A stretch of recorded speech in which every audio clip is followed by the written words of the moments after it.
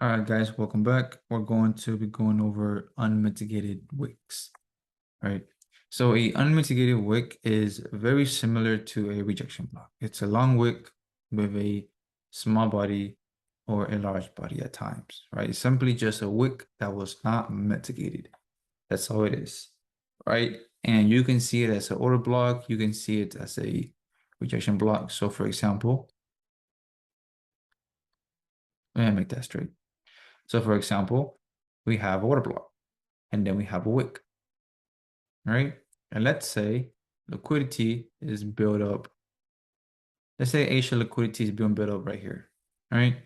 And all we have above this is this 1 hour order block wick, okay? So price taps into the wick and then it falls. That's the unmitigated wick, right? Again, it depends where the liquidity is being built. So obviously, if the liquidity is being built, let's say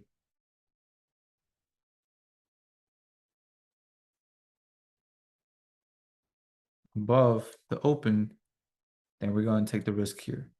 If it's being built right here above this unmitigated wick, then we're going to take the risk here.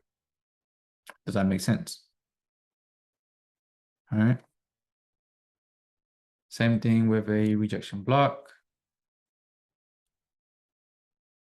Depending on where liquidity is being built, let's say Asia liquidity is being built up here, then we're going to take the risk on the open.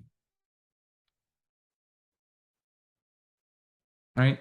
If it's being built just above the unmitigated wick, then we're going to take the risk on the open. Now, don't forget about the 50% of the wick. All right.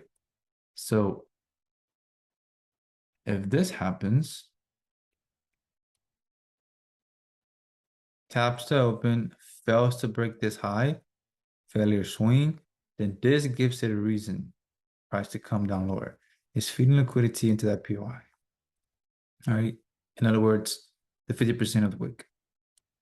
And then it will go. All right. Same thing, vice versa.